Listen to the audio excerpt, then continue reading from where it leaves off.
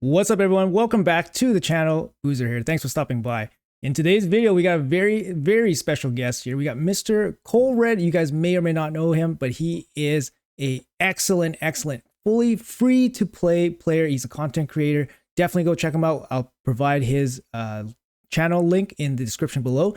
But we'll talk more about Colred. We are on his account today. He's generously lent it to me so that we can show this account on camera here today for everybody watching. And we're going to be talking all free to play applicable things today. So welcome, Colred. Thank you so much for dropping by. How are you doing today? Well, I'm doing great. Thanks for having me. I'm excited to talk free to play with you, sir, because you are absolutely one of the models for free to play content creators. I watch your content all the time.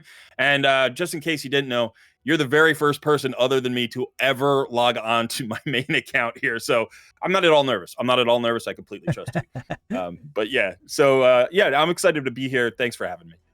Awesome. Yeah, that's a huge honor, obviously, to be on your account.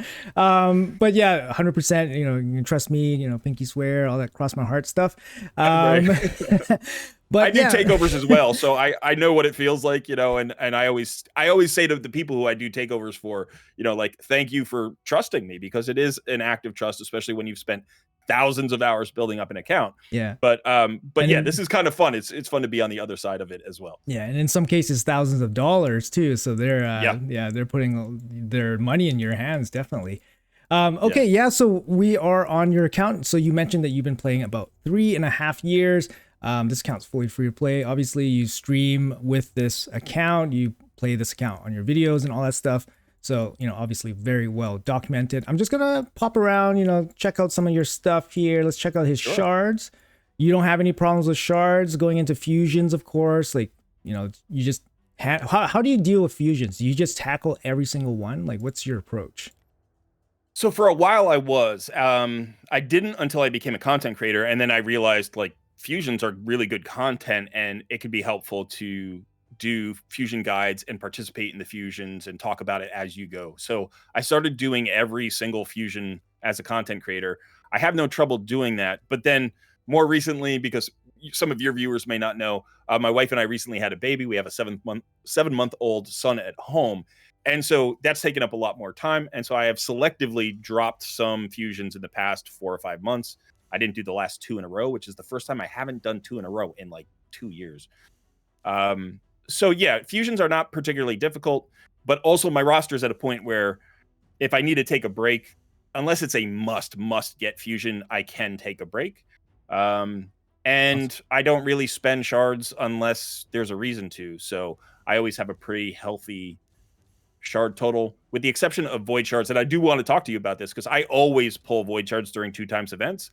And I know that you don't. Sometimes you save for guaranteed void champions. Am I right about that? Yeah. So for me, like, because getting kind of like a random, like the pool of void legendaries where it's really going to impact my account, it's actually quite small. So for me, I definitely target specific void champions if I can. Obviously, like, there's some exceptions. Like recently I was at about 250 260 void shards, and I just felt like there wasn't too many good opportunities to use them, so I decided to use them during like a 2x plus champion chase plus fusion. Right. So obviously those are very good circumstances to use your shards in, so I decided to. And then I would still have enough shards to basically max out the champion chase plus have enough for any kind of guarantee. So I just decided to pull some there. But usually I would try to target like a progressive event for, a game-changing void legendary, in which I'm close to mercy. So that's the other condition too. I don't want to, I don't want to pull like 200 void shards with reduced odds. So, obviously you wait for, the mercy when you don't have to pull as many. So yeah, that's just my approach. That's great. Yeah, I know. I love hearing, because I do think that free-to-play players, all free-to-play players, will have some kind of system when it comes to shards. It doesn't always have to be the exact same system, And so, for instance, I always pull during 2x events for void shards. And one of the reasons is because I feel like that will generate more void Legos in the long run than doing the targeted or guaranteed thing like you did. Yep. But in your system, you're also getting very specific value. You're getting known quantities, and you have opportunities like even there where you're saying, okay, if I've got so many shards I can pull, but you're going for a triple or quadruple dip, as I call it, where you're getting so much Yeah. value for your shards. And that's really at the heart of free to play, right? Is to get as much bang for your buck, your Yeah. non-buck, your much, but for your resources as you can. So I love hearing that other side to it. Yeah. Do you feel like over the was that something that you started early on the account, or did you kind of grow into that after you kind of built a big roster and then you thought, now let me start targeting specific champions? Yeah, good question. Like for me, like personally, it's mainly because of my roster. I had very fortunate luck with void legendaries. And at that point I was like, okay, I need kind of more specific ones because I was focusing more on PvP. So like I said, like my strategy probably isn't like completely like free to play specific. It's probably more like, more end game, like super end games. Yeah, super end game specific.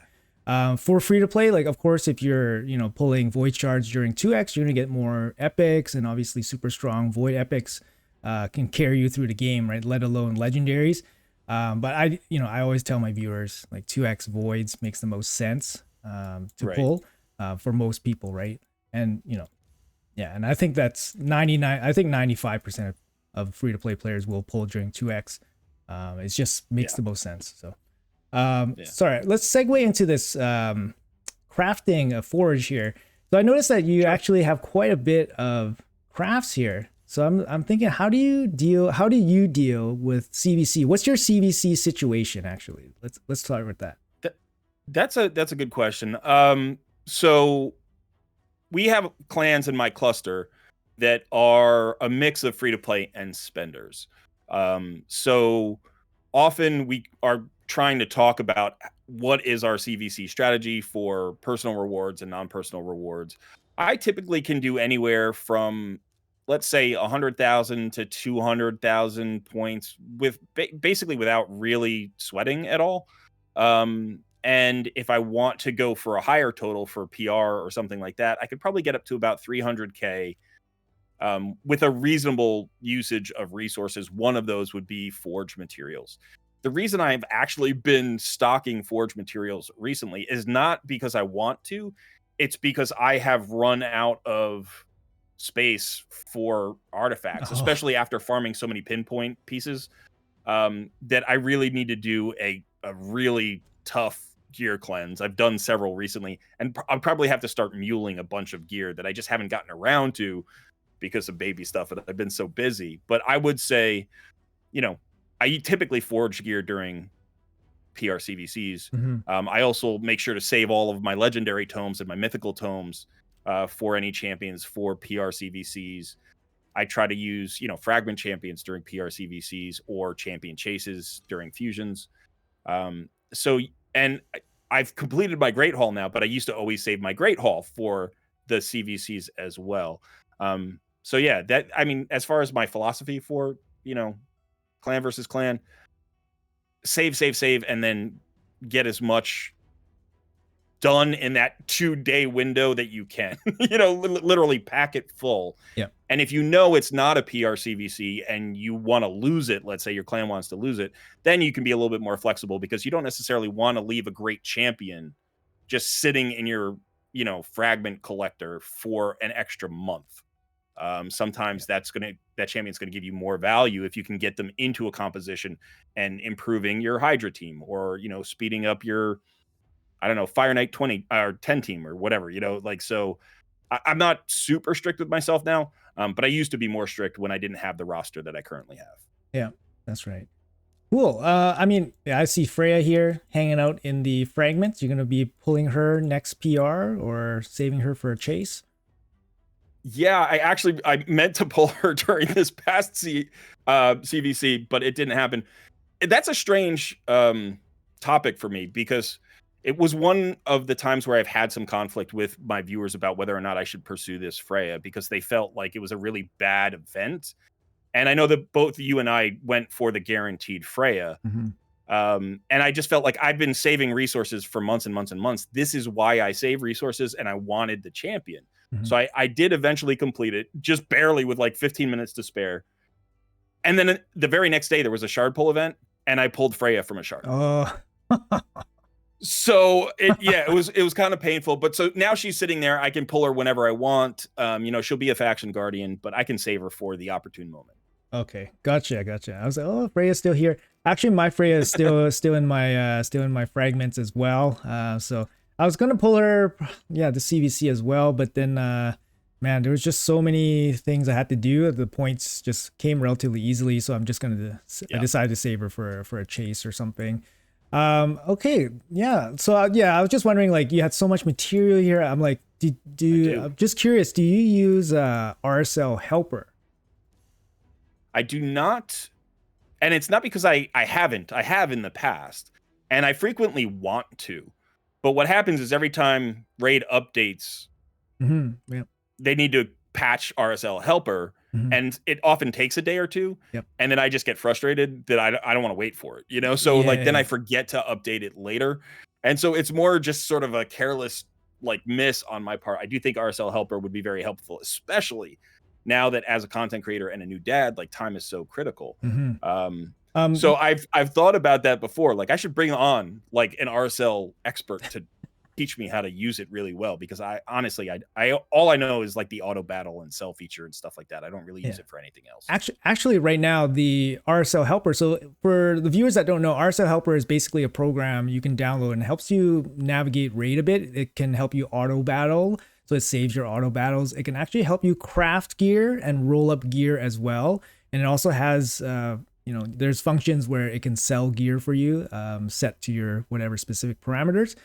So Colred, actually, the newest RSL Helper actually has an auto update. So if you download that, it will always update whenever there's an update available. So you never have to look. I'll have to try it again. Yeah, so it is a great piece of software. So yeah, absolutely. Yeah, so I was just thinking, like, it can definitely help you do the crafting. Like, this would take you a long time to craft, but if you have like strict sell requirements and then you just set it to craft like 600 pieces, it's just gonna, you can go go take a shower, go take care of your baby, and then you'll come back, all your materials will be gone, and you get a bunch of points, get a bunch of silver and all that. So it's really nice, especially with a big stash like this. Your limiting factor will be Magi Steel.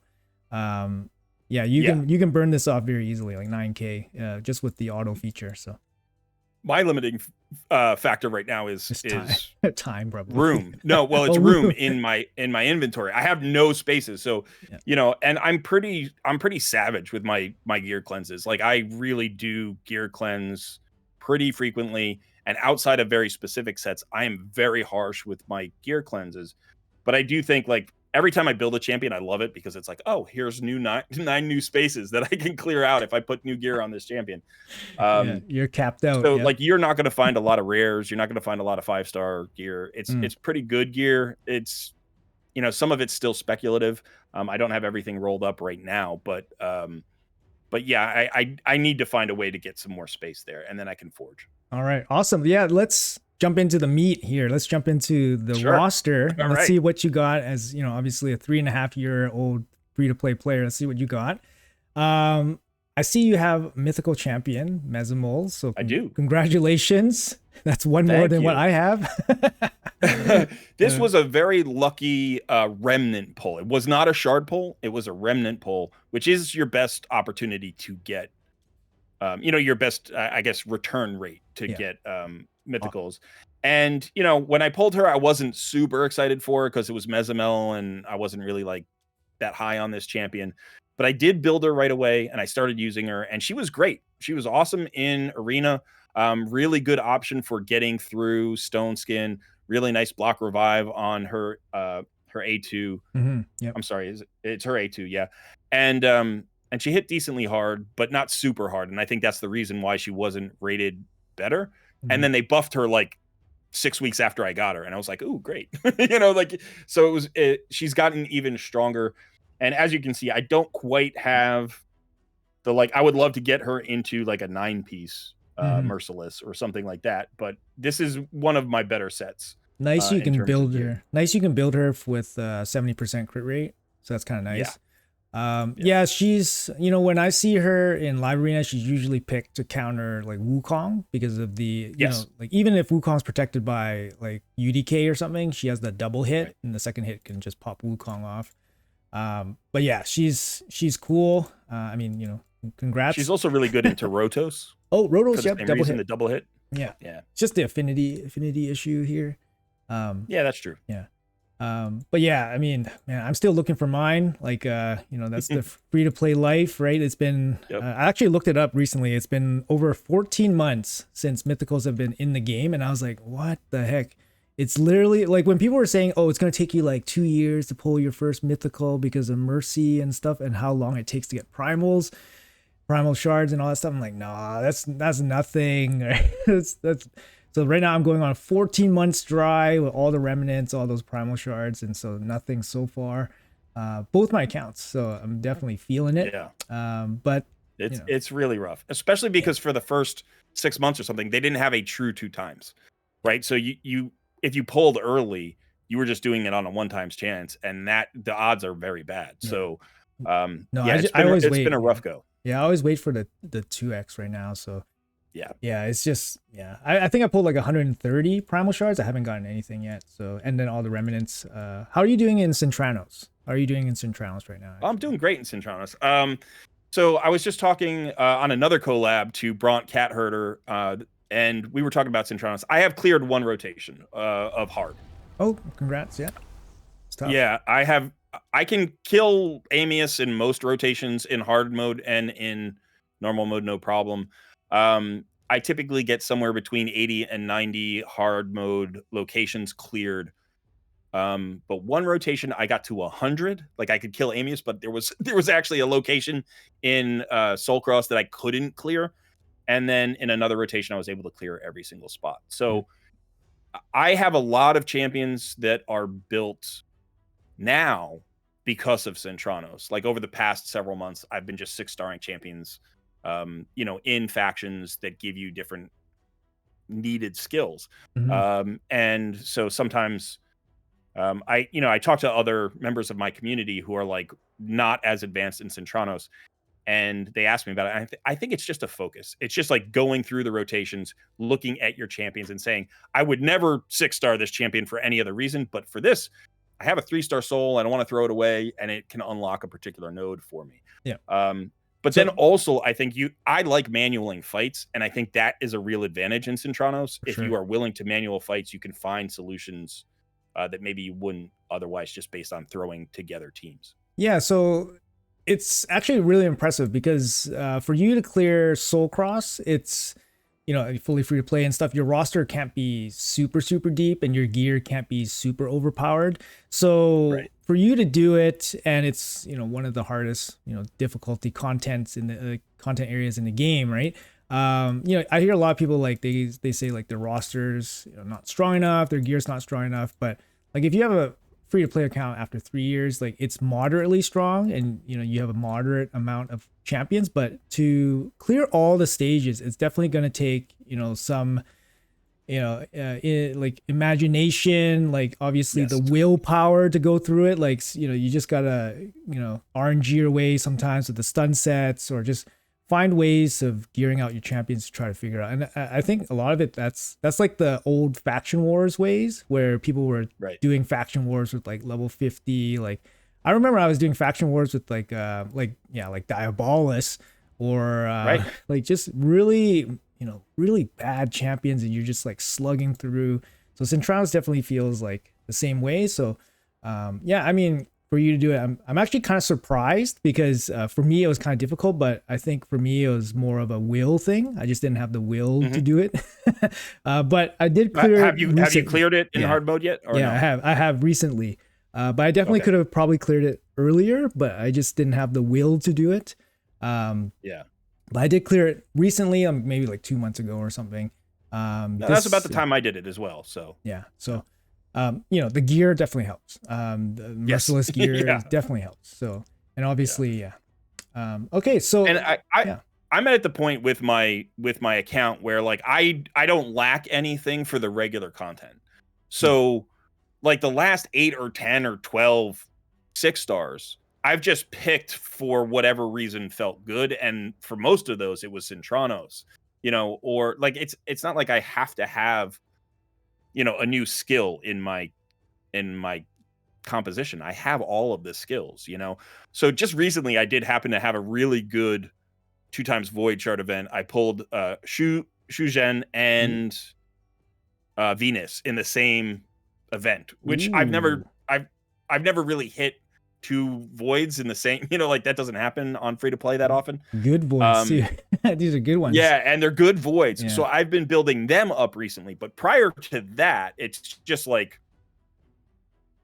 whoever felt good, and I've just built them. And so in a lot of cases, I would like hit a Centranos location I couldn't get past, and I'd be like, well, I'm going to 6-star 2 of these champions that I have because I just want to get past this because I know I can clear the next 6 or 7 nodes, And so that's the thing about Centranos. It's like you have a choke point, and sometimes the choke point is what stops you from getting a whole bunch of other, locations. Stuff, yeah. And those resources are so valuable to free to play. I just feel like I may as well invest in these 6-star champions based on that and where my roster happens to be. Yeah, 100%. Like if you're like, oh, I need to 6-star this rare so I can beat this, so I can put a 6-star blessing on it so I can beat this stage, so I can open up 4 stages. Yeah, you go for it. Like, it's just the resource return for what you're putting in. I mean, Centranos is definitely like a very late game content area, so not everybody's gonna be able to tackle it. But yeah. Okay, let's see here. So which champions do you use most frequently, actually, which are most important to you? Probably Newt, right? Newt. Yeah, so It's good Newt. well, so Cardiel was my first Void Legendary I ever pulled from a Shard, and for the duration of my account, he's the champion I've used more than any other champion. Probably he and Deacon Armstrong are like the 2 most used champions on my account. Awesome. But I would say in the last 6 months, I've started to pull him out of some teams because I've gotten more and more champions. Some do some of the same things he does. Some are just powerful in other ways. I recently went from a 3-star Newt to I had a 2-star Newt for a really long time. I bought the 3-star Soul, and then in the next Stone event, I pulled the 6-star Soul. Oh, wow. So that was one of the luckiest pulls I've ever had on my account. It's definitely the luckiest Stone pull I've ever had on my account because Cardiel's 6-star, I bought every single star. I bought 1, 2, 3, 4, 5, and 6 to get his 6. Yep. How about Goffred here? Same or lucky? Goffred was a pull. That, in fact, he wasn't even 6 stars. I 6-starred him because of the soul. He's a good champ. He is a good champion. And but yeah, so that he was the first 6-star soul I ever pulled for a legendary. And then Newt was actually the second. Nice. Somehow. That's really nice. I would say, that's a really nice one. Crazy strong. So Cardiel is definitely used a ton. I would say Mithrala is definitely one of the top champions that I use in a lot of content. Nair Gigante Archer. Yep. Since I've pulled her, she's kind of a tough one for me because as a free-to-play content creator, I can't feature her in videos. So I love the champion. She's one of the strongest champions on my roster, but I'm often trying to find a way to not use her. Like I want to make a video. I can't put her in that team. Yep. So I would use her even more than I do. I mean, you're probably going to use her mostly in Hydra, right? Yes. Yeah. She's a key to my Hydra team. Yeah. She's awesome. So yeah, as far as other champions, I mean, there are champions I love who I look to put into teams. But often because I'm a content creator, I'm often messing around and breaking my builds and stuff like that. But I use Artak and Sissia as like an HP burn and activation duo. That's really fun. I use like CC champions I'll try to use. I've been using Astrid a lot for the AoE slow. I use Ninja obviously because Ninja's so strong. I like Elva. Elva's really great. She brings so much to a team. So there are a lot of champions I use. I just got a 5-star soul recently for Ragash, so I'm like falling back in love with that champion. He's always been great, but he's a really nice champion with the 5-star soul now. Yeah, really nice. You got the big accuracy here, for the stuns. Yeah, really, really nice. I see your Arbor, super fast, 410 guys, 410 speed. Free to play 410. Arbiter. Yep, really nice. Hey, here's the question though: is she faster than your Arbiter? That's what I want to know. It's the same speed. Same speed. Is it? Yeah. It's 410. Yeah. That's crazy. But that's crazy. Yeah, my Arbiter hasn't changed in about a year. So yeah. But yeah, some of the gear I put on her actually spread it out a little bit, so she's not actually like my peak fastest, but my gear hasn't improved enough to really warrant like scrapping everybody and then putting gear on her, unfortunately, for just pure speed. But yeah, 410 is what I got her at as well. But yeah, so really good. It's good to see 410 here. That's the fastest I could make a champion. Like my next fastest champion is like 340. So there's a significant drop off. But I did, like I said, I got Xu Zhen recently, and like I will be building her, and I'll be building her as fast as I can possibly get, because what happens in live arena is if my Arbiter gets banned, the drop off in speed is so significant that I almost always lose the go first, race. And I do happen, I pulled an Odin when he was on the 10 times, which was another crazy pull. My God. Yeah, I've gotten so, I was cold for so long with shard pulls. For like 9 months, I got nothing good on my account. And then just recently, I've pulled these 3 crazy Void Legos. I mean, all really, really good Void Legos during the last two times Void events. Let's check out your Void Legos. Yeah. So these are all champions that I've had to build recently. And like he's in an okay, this was just the first build I threw him into. He's not as fast as I would like him, but he's got good accuracy. And honestly, I was using him to kill himself. Like when the event dungeon was when the Odin dungeon was there, I was using Odin to kill Odin, which was fun. But so I need to like reassess my speed gear and see who I really, really want fast, because I think the combo of Arbiter, Xu Zhen, and Odin in live arena is a sick trio. So I kind of noticed like maybe your box, like maybe like the first eight or 10 champions are quite strong, and then the kind of bit of a drop off in terms of gear a little bit. Maybe, I mean, our man's got to have some of your best gear, right? So he's at 321. No, I don't he should. He deserves to, but I haven't rebuilt him since I fused him, really. So this is the initial build I put him into. Okay. I don't use him that much in live arena. I let my opponent prioritize him, and then I play around him.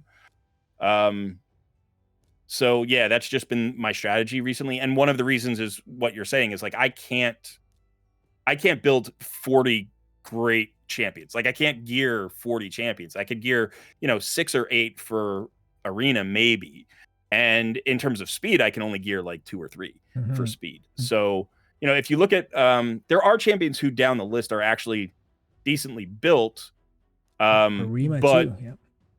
like specialized, so for instance, if you look at my let's see, who would be a pretty good build down? I don't even know. not a ton of them, but like my speeds are generally pretty good. Yeah, my Artax got a pretty good build on him. I've been messing around. I want Eric's to be a solo Spider 10, but I need one more piece of Slayer, I think, or something. And I need defense.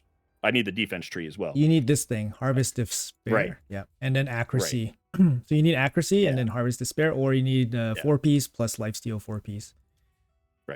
Right. So I need to change up her build as well. And this blessing, should be the one that gives you the boost based on the amount of enemies. What was it? There's one that gives you a boost based on the amount of enemies that are out there.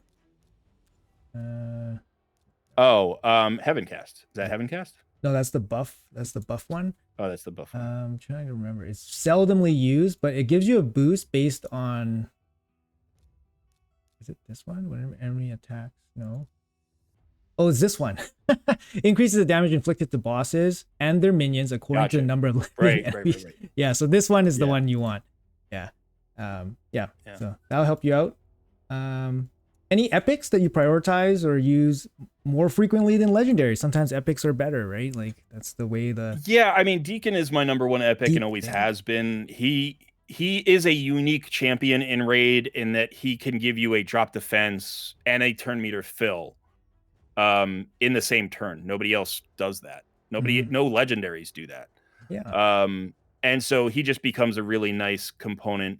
I love Seeker. I actually have 2 Seekers, one built in Relentless, one built for speed tuning. And I just love that champion. He was one of my first epics, so I love him. I love Genbo in Arena. A champion I've been using a lot recently is Ruella. I just pulled my first Ruella maybe like 5 or 6 months ago, and I've been using her a ton. She's really fun. Nice. I recently got my Whisper up to 6 stars finally and started empowering her, and she's pretty fun. In terms of priority, I think the only one who is super high priority is Seer. And I was able to buy her 6-star soul. And now she has sped up all of my dungeon runs, especially my dungeon 20 runs for like tournaments and stuff. This is a nice year. Yeah, she's actually really, really helped my account recently. I've had her for years and I had her built okay. And then recently I just started focusing on her and I was able to get all of her, you know, awakening stars or whatever. And now it's just like, yeah, she's a beast. So. Yes, Seer's kind of interesting. Like for a new player, if you give somebody a Seer, it doesn't really help them. No. So she's best, obviously, when you have gear to make her really good, and obviously she needs a team around her to make her really good. So a lot of people like when they get Seer, they build her up too early, and then they don't have the gear or champions to support her, and then she's kind of like kind of a waste at that point.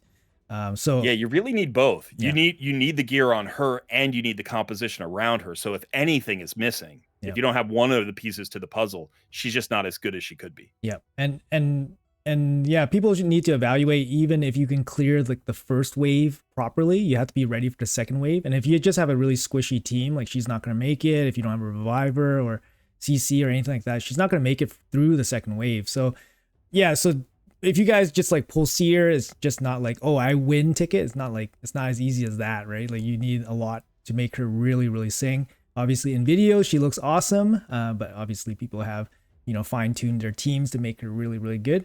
That's why a champion like Deacon Armstrong, like he provides so much, right? Like especially for a newer player, like you got the speed up, you got defense, AoE decreased defense, and then you have the leech, which is actually really huge for like clan boss and stuff.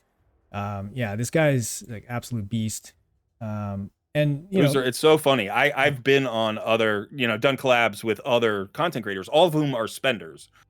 And I remember once being asked, like, who's an overrated champion in your mind? And I did this on a collab. I think it was with MTG Jedi. And I was like, Seer is, because she takes so much to use. Like she's awesome if you can activate her, but she's really hard to activate for a free-to-play player in the first year of their account. Yeah. And he looked at me like I was crazy, and I'm like, he's like, really? Seer? Okay. Going with a controversial pick. And you're the only free-to-play content creator I've worked with. And you're like, yeah, Seer's hard to use for a free-to-play account. Yeah. And that's absolutely true. Whereas Deacon is easy, super friendly to use. You can get him on day one if you use the promo code. Most people are using the Wukong promo code.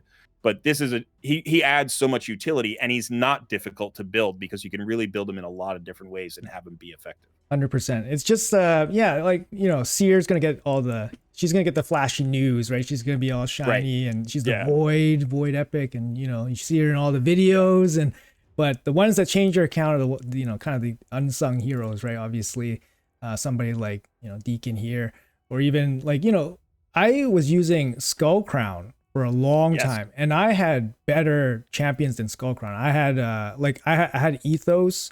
I just like vaulted my Ethos, and like Ethos and Skull Crown are basically the same, like in terms of like damage multipliers, except Skull Crown has a speed aura. So I was using her like early game, because she covered the speed aura here, and then also she has the unkillable, which makes her a little bit better than Ethos, even if you have to give up a little bit of damage. I guess Ethos has pretty good base attack, but I held off on sixing and using Ethos just to keep with my Skull Crown, just save resources and divert that to other things, right? So it's just like talking about Centranos before, like she's huge in Centranos for me. Absolutely. Yeah, She yeah. does a great job in Oh, stun clearing some, because some of those attack based, you know, restrictions, you can get her in there, get her in a stun set, and just pump out those stuns, and that's such a huge benefit. Yeah. Like, I guess like what I wanted to hammer home is basically like saying like, oh, don't always go for like the flashy legendaries. Just go for whatever works for your account and your roster at that time. And of course, like, obviously this. Obviously you progressed free to play, slugged it through in the trenches, and like, what works along the way without tons and tons of resources, right? Right. Yeah, so I'm just looking through your epics here. You got 3. Can I ask you this question though? Because I like to ask players this question, especially you being a free to play guy. Do you think that Geo, who most people think is the best, most valuable epic in the game, do you agree with that, or do you feel like he's just one of a small group of like 3 or 4 or 5 epics that are all equally valuable depending on the luck of your roster early on? Like most epics, they fall off, right? They fall off in the super, super late game. I think I made a top 10 epic list like back in the day, maybe like a year ago. And I think I did put Geo as my best. Geo is my best number 1.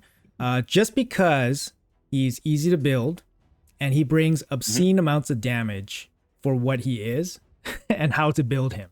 So for a newer player with limited gear and options, he really pushes your account in terms of, the damage. And sometimes things like Clan Boss is one of the most important places for Geomancer, right? So, and for him to propel you into Ultra Nightmare and give you like a 3 or 4 key, it's really, really that important. So I did put him as number 1, and he does have endgame viability as well.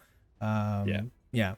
I think Seer. My viewers are laughing like right now because they know I'm always fighting this battle. I think Deacon is the most valuable epic in the game. Okay. And I do put Geo probably at number 2.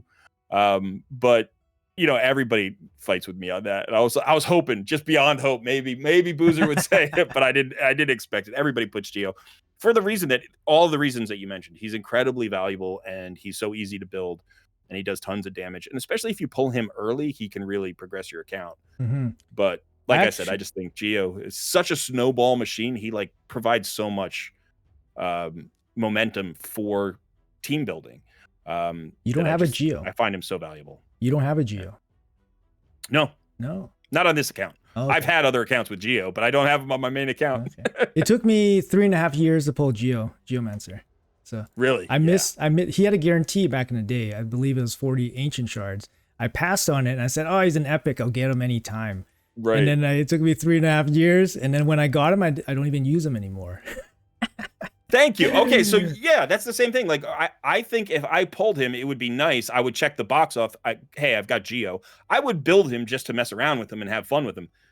But I don't actually have a spot for him in my roster. Yeah. If I pulled him today, I can't think of a team that would be improved by the addition of Geo and the subtraction of whoever he's replacing. Maybe Iron Twins? Maybe Iron Twins. Well, look at my Iron Twins. Well, you can spend if you want. No, I can't, right? No, I don't want to spend your gems. Okay. So my Iron Twins are based on an unkillable Newt team. Okay. And so I think my clear for most Iron Twins, I mean, you can maybe just see the time that it says. There is one, I think there's one affinity where I don't use Newt. But yeah, so it's 49 seconds, for stage 15. I don't really need to worry about bringing Geo in and messing with that team. Yeah, it's, 6 runs per day, kind of thing. No need to do anything fancy. No. What you got here? Poison Explode, Hex with the cleanse. Yeah. Oh, sorry. It's HP burn. HP burn explode. Sorry, too much poisons on my mind. And you know what's funny? So I had this team. This was my team, but when I got the 6-star Newt, it messed up the speed tune. So this now clears slower than it used to, even though Newt hits harder than he used to. Because the skills are now in the wrong order, but it's still about a 30-second clear, which I'm okay with. It could be faster, but yeah, it's probably 100% since you have the cleanse, the double cleanser there. Yeah, it's 100%. It's good. Super important, 100%. What you got here? 1 minute dragon run? You don't run the seer here? So this, I was running seer. Oh, okay. And then I was messing around with some different compositions, and I did this because I was trying to see if I could match a seer clear with a non-seer team. Oh, okay. And I just ended up stuck with this. So I think that my fastest clear with this team is somewhere around 90 seconds. So I don't think it's as fast. Mm-hmm. But it is another 100% team, and I got the 5-star soul for Ragash, as I told you, and Mm-hmm. I have near Gigante Archer, so I was like, well, let's put them in and see if we can do something there. But Mm-hmm. she doesn't add a ton of damage, to the team. So Yeah. um, I What? could probably speed this up a little bit. Yeah. What do you prioritize like for farming energy? What do you spend your energy on? I notice you're not energy capped, so good job. Yeah, Uh, I'm always burning energy. yeah. So right now I'm using all of my energy in Minotaur to make sure that I get my new Void Legos fully maxed out with masteries. I'm getting most of the way there. I do like to put energy into whatever tournament is going on that's going to give me some extra resources as a reward. So if there's a downtime where, let's say, I'm not doing a fusion and I don't have any new champions that I need to run through Minnow, um, I would probably go for more speed gear. I mean, when the event dungeon up, I was running that with 100% of any leftover energy. I would probably go for more speed gear or Phantom Shogun or Sandel's Necropolis. Like, that's where I would spend my energy, because really I'm at the point where I need more stats, and there are only a few ways for me to get stats. I need better speed gear that's got like triple rolls and quad rolls, or I need to, ascend the gear that I have that's already really good. Mm-hmm. So I'm just gonna Yeah. do a quick run here, see if this actually improves. Because Newt here should improve with compared to Drang, and you could also after the update to Sand Devil, you could actually slow down your Godseeker, so you don't need as crazy speed on her. We can talk about that after. Maybe after I can help you out. But so Loser, Godseeker, you're giving away some of my video ideas, dude. oh. No, I was thinking about this exact swap, and I just hadn't gotten around to it yet, but it was going to happen in the next couple of days, and I do think this should be a lot faster. Gotcha. Yeah, because I use this on my my secondary account, just this duo, and it's about 90 seconds or something. So. Yeah, and my Drang is like 4.5 minutes, so it's way faster. I was like, oh, I gotta help this guy out here. You got this 6-star Newt. He's gotta be in every team. But yeah, he should be. Yeah, he should be. And yeah, like I said, you can definitely take some speed off the Godseeker, so you can save some speed gear there too. But yeah, this is, I mean, Godseeker is the people's champion for this dungeon. Like, she's the accessible, like, epic champion.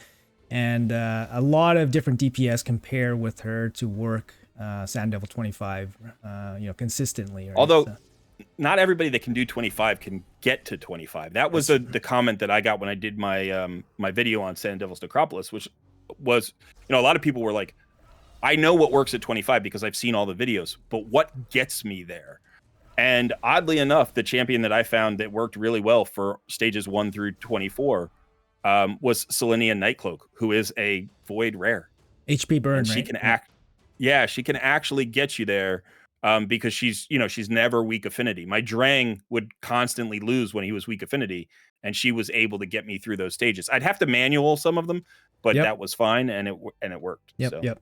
No, for sure. Like getting through some of those mid high teens, those stages, you had to manual some of that stuff. So, and then actually, like a big thing that people do is actually when they say like, they speed tune for a certain level or stage that's kind of on the way to the top level. It's you don't need to speed tune. You can just kind of manual, right? Like you don't need, you just manual your ability with, for example, Godseeker. And then once you get to 25, then you focus speed tuning on that level.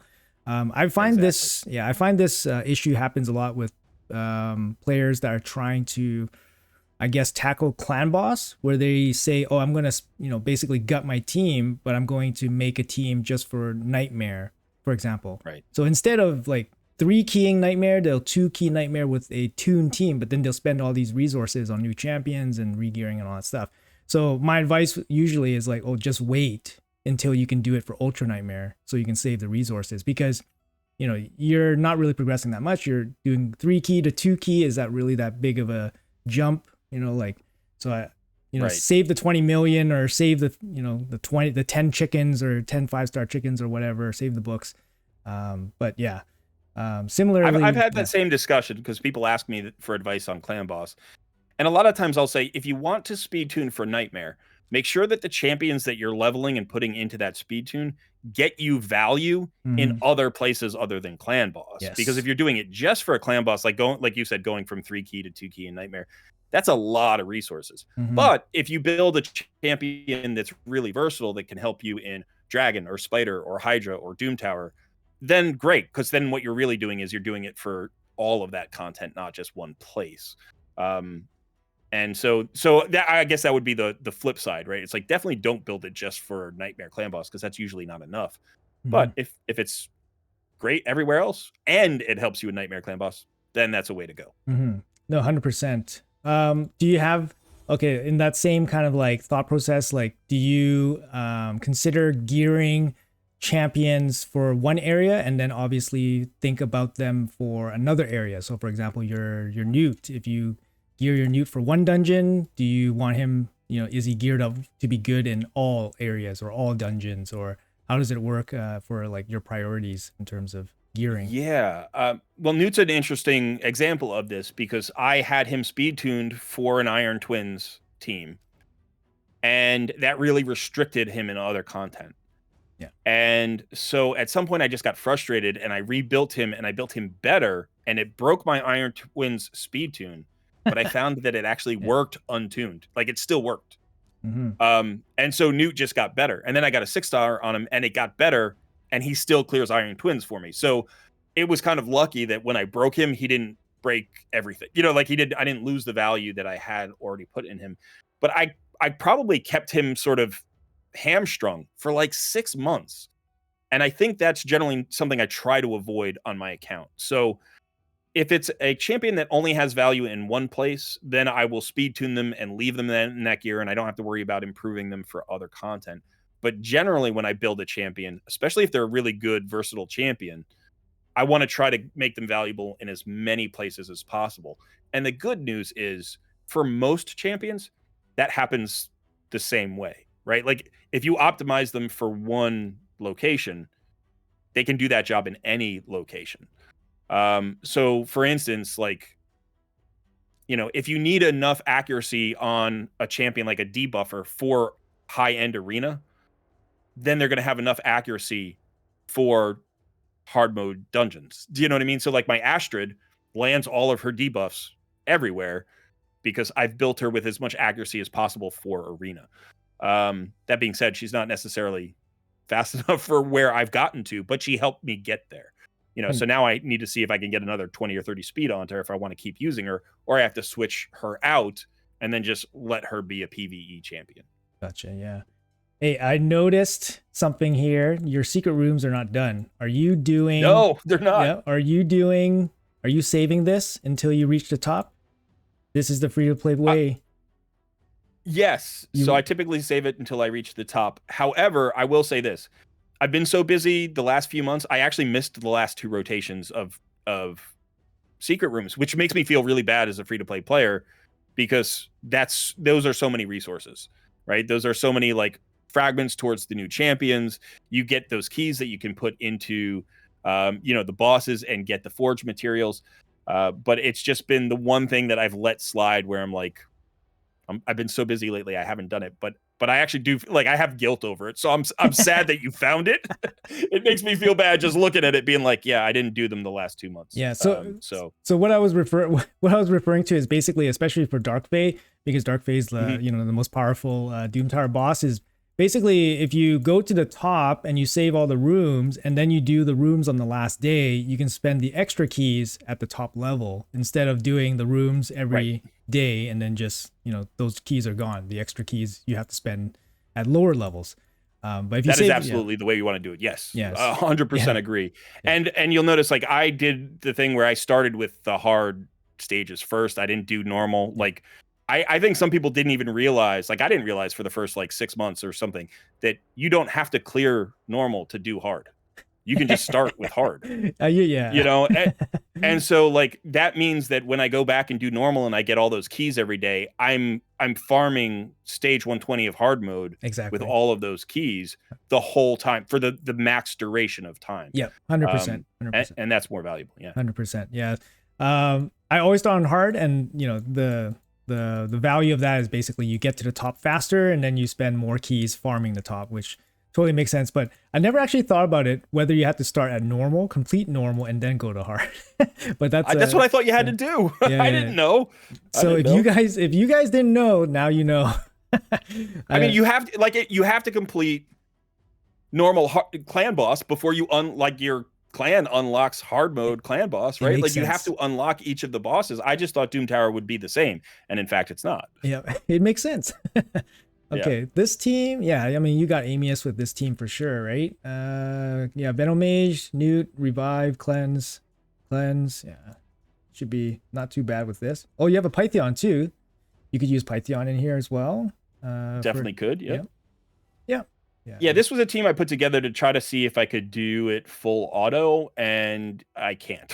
I cannot with this team. So, but I haven't yet done Amius with the new 6 stars on Newt, because last time I did it, he only had 2 stars. And so he was the one who kept dying, and that was giving the boss his reset, his extra turn. So I'm hopeful that now that he has 6 stars, one, he won't be targeted, and maybe, just maybe, we'll be able to not get nuked out every time. I don't know. We'll have to see. Maybe, actually, I noticed that you actually don't have anybody with Brimstone. Brimstone would definitely help against Amius here. So, if anybody's struggling. And that's one of the things I've been thinking about swapping Newt into, because in 6 stars, I'm like, maybe, I could go Soul Reap.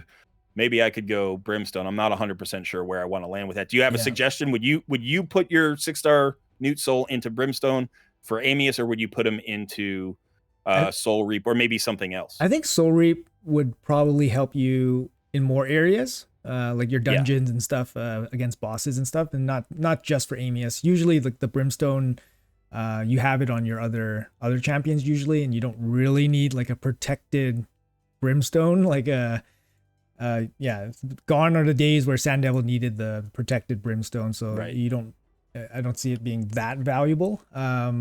But yeah, a Brimstone there would probably help you speed up. You could probably do it full auto with Brimstone, maybe. Potentially, yeah. Yeah. So that looks good. I mean, you're on your way there. How's Siege going for you? Like, I guess I don't know. I don't think it's I have to say I don't love Siege mode. I tried to get into it. I thought the concept was kind of cool, but the execution was really lacking. Yeah, I think so. And I feel obligated to my clanmates to do the best I can, and so I put in my defenses and I try to play. But I will say that as a free-to-play player, one of the difficulties I've come across is what you were talking about before, is building your champions for one thing specifically rather than an all-around build. And a lot of my champions are built in all-around builds. And if you're going to be really good at Siege, you need to build 15 champions or so specifically for Siege, or at least PvP. Yeah. And I have not done that yet. So I think as far as my clan is concerned, I'm one of the stronger players. I have one of the bigger rosters. But there are definitely players who have the same level of player power that I do in my clan who do better in Siege because they are more focused in terms of building their champions in that direction. So I've done okay. I've done okay in Siege. The clan has done very well in Siege. I think we've lost 2 and won the rest, whatever that is. So almost it's been fun. It's been fun. It's brought the clan together, which is fun. But I don't love the game mode. What about you? Do you enjoy Siege, or do you kind of wish they would still improve it? Same kind of thing, right? Like for me, like because I was pretty focused on PvP for a better part of a year. I think from year 2 to year 3, I was pretty focused on PvP. So I had a lot of champions kind of like dedicated to it already. So when Siege came out, I didn't really have to make too many adjustments. But in terms of like caring about it and having like the ability to, impact it. Like I just don't feel like myself personally have that much impact. And from a management's point of view, because I'm a leader of a clan and I'm also part of a very active, high-ranking clan. It's very tedious, so definitely give those leaders some love. Definitely, yeah. Managing people, and it's really hard to get 30 people on board, like for it. That's absolutely true. So- And I have a cluster from my Discord, but I don't run the clans.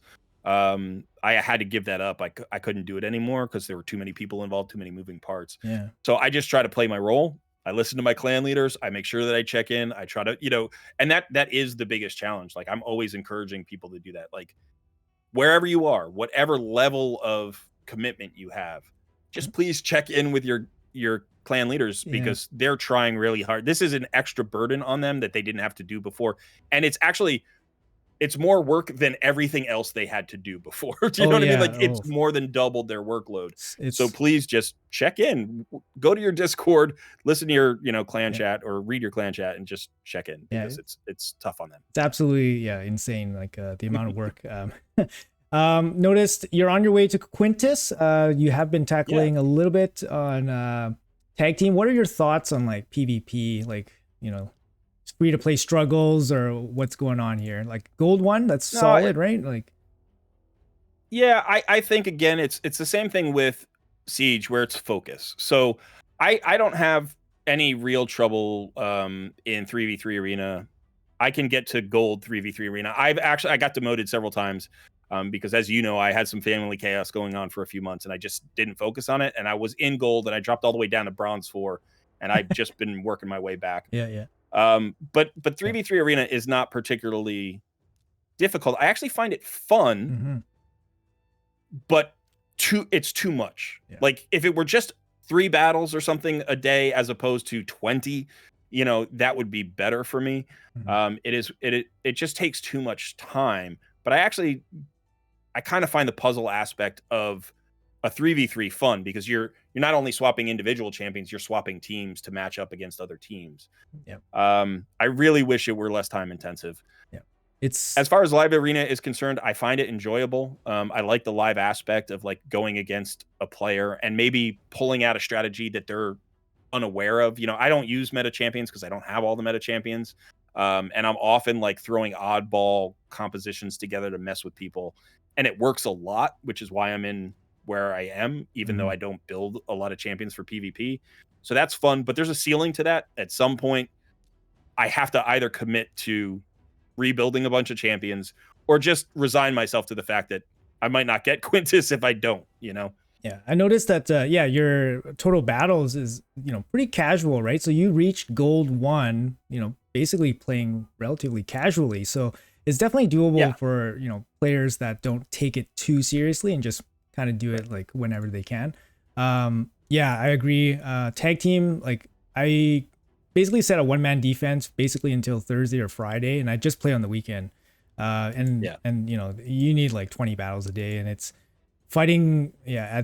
I'm in gold 4, so fighting some of those defenses is just like, okay, like how many like red champions do I have to go through? Like, so it is, it's pretty tedious. I like your suggestion that only 3 fights a day or 3 tokens. That would be nice. Yeah. But like you get some of the nice, rewards, right? You get the sacred shard. That's kind of nice.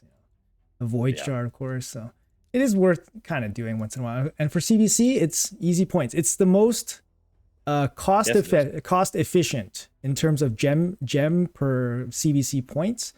CBC points per gem to do tag team arena. So it is worth it, especially if you don't want to spend too many gems for CBC points. So just for anyone out there watching. So I have a question for you because this, we came up against the issue of time here, and what I have found is in order to really be a peak a peak free to play player. That's what I was trying to say. To be a peak free to play player, you really have to devote a lot of time because you are replacing the spend with the time, right? You're trying to get the same thing for free, and that just takes hours and hours a day. And as my time has kind of dwindled a little bit that I can put into the game, I've found that I have to let certain things go from time to time. Sometimes I have to skip a fusion. Sometimes I have to not worry about Doom Tower secret rooms or whatever it happens to be on a weekly basis. It's not always the same thing. Yeah. So do you find that, like, now, I mean, clearly you're end game like I am. You're even more end game than I am. Do you find that your hours per day in raid have changed at all? Have you found it less, like, are you less motivated to put the time in? How much time do you spend a day, by the way, just playing raid? And then I would say, you know, has that changed over time?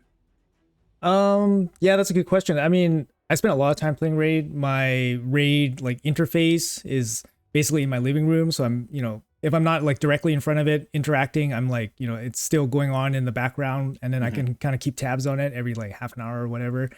The biggest time sink in the game is Hydra. So Hydra gets put off, whenever I can. If I feel inspired to jump into Hydra and try something, then I will. But if I want like a max damage run, I need, 90 minutes of dedicated play, sitting down and manualing the run. And that's for one account. I play 2 accounts, Right. So it's a lot, right? Like the dailies aren't even a thing for me because I just set it on auto and go do something else usually. And then, my teams are they're about 95% optimized. They might not be like they might not be the fastest possible teams on my account because maybe the fastest possible teams have like a fail rate. So I try not to have any fail rates, but still reasonably fast. But in terms of overall time, I probably spend at least cumulative like 4 hours a day, I want to say. At least. I don't know. Content creation obviously takes some time too, right? So yes. Yeah.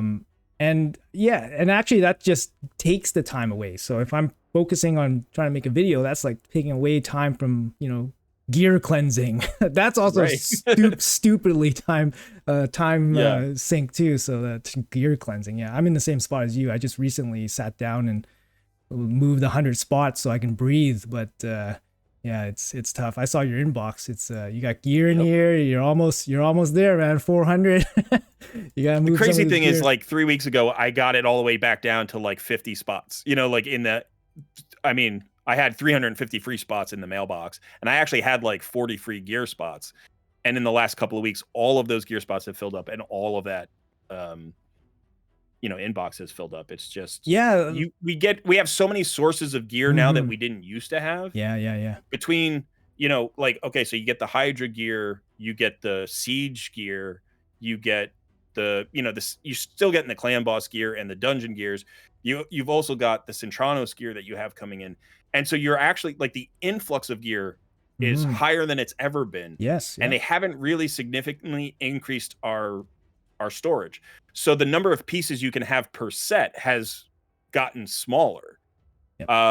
And I think the only way really for me to manage it is to mule a ton of gear and then use my free gear removal coupons when I actually want to build the champion. And I just haven't pulled the trigger on that yet, but I think I'm going to have to bite the bullet and do that at some point. Yeah.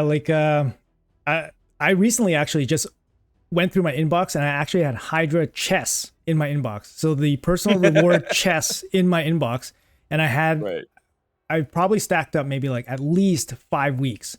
So how many chests do we get? 4 chests per week, I think. So I had 4 chests per week. So I had 20 chests in my inbox. I opened them all up because I couldn't open them because I had no space. And I had this huge influx of like accessories. I'm like, I'm so like rich with stone skin accessories, and so it's so sad, man. And I was like, man, I'm trying to manage my inbox, and I need to keep some gear sets because you're a content creator, and then you gotta have that frost set just in case. You never know when that day set is gonna be useful. But anyways, it's kind of crazy. I mean, any crazy last free-to-play words of wisdom for anybody that's watching, that's interested? Anything that's helped you along the way that you want to share with everybody here? I think we covered everything here. I mean, you got a great account, definitely a lot of dedication and resources went into your account. Fully free to play, of course. I saw 146 or 142 6-star champions, which is a nice healthy amount. Yeah, nice healthy amount. Yeah, good mix of epics. I'm definitely not the fastest in terms of grinding up champions. So I've done more with less over time. But it's just so much time now that the roster seems huge to me, because it's just like it's bloated and gotten bigger and bigger, especially as I've tried to tackle Centranos. Yeah. But in terms of free to play tips, I would say there may be three like core, not even tips, but like philosophical free to play things that I would say. One is, regardless of where you are in your progression as a free to play player, or even if you're like a spender on another account and you roll up a free to play account, the number one thing you have to tackle is resisting the impulse to waste resources because you just feel it. You're like, oh, I'm going to be lucky today, or I'm angry and I'm going to rage pull. Like you have to be so disciplined with resource management, and that for some people isn't fun. Yep. So I would say if it's not fun for you, if you don't get, like, what I like to do is I like to hoard up and hoard up and hoard up, and then when I pull, I feel like that's my reward, right? Like that's the reward for me that I've saved for. But if you don't like that, then you're not going to like free to play life, and you're not going to be particularly successful at it. So you should game in a way that's fun. But if you want to be successful at free to play, you have to be very, very disciplined with all of your resources, but especially your shards, your stones, stuff like that. Yeah, great advice. Yeah.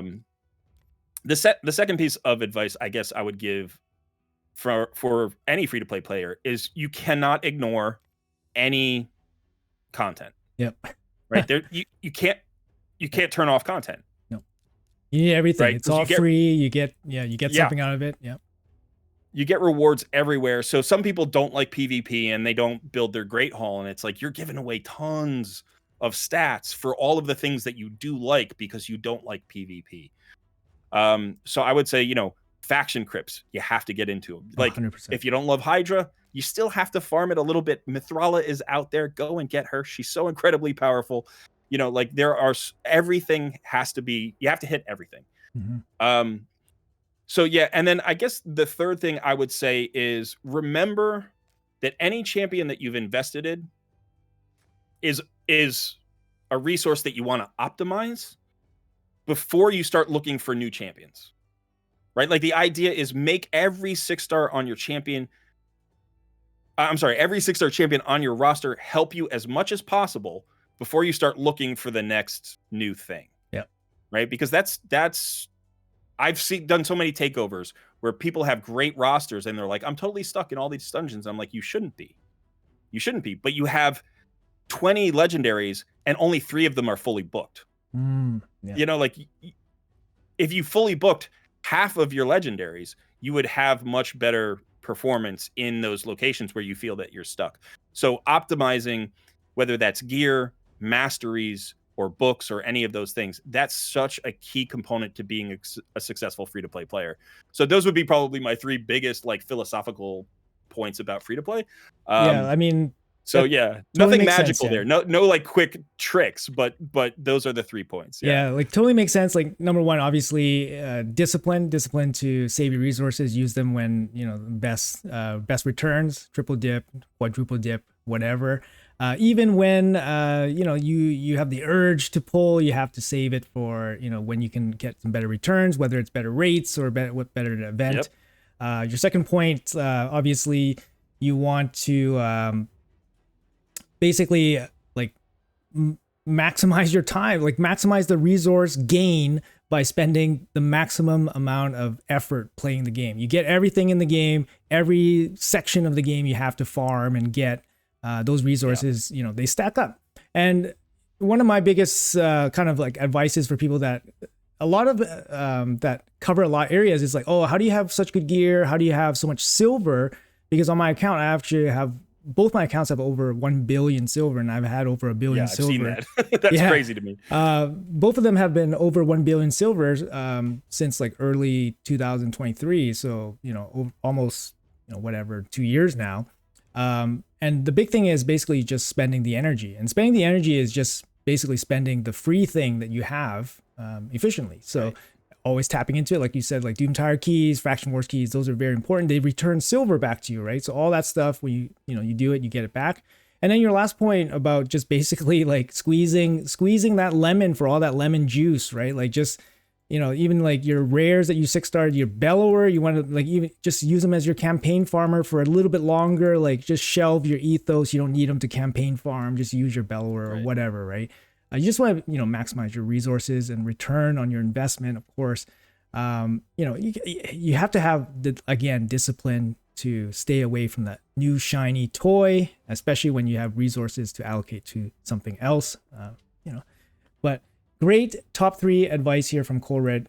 Again, great hour of free to play power here, perhaps. Yeah, this was fun. Yeah, this was fun, man. So thank you so much for allowing me to be the first person to hop on your account and show it to my viewers here.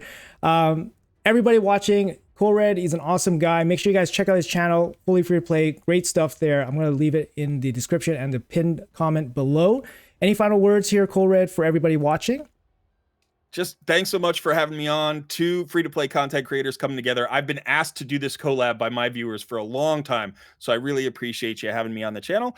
And yeah, it was such a fun conversation. I hope we can do it again soon. Okay, awesome, man. Thank you so much, and thank you guys so much for watching. Appreciate your time as always. See you guys in the next video.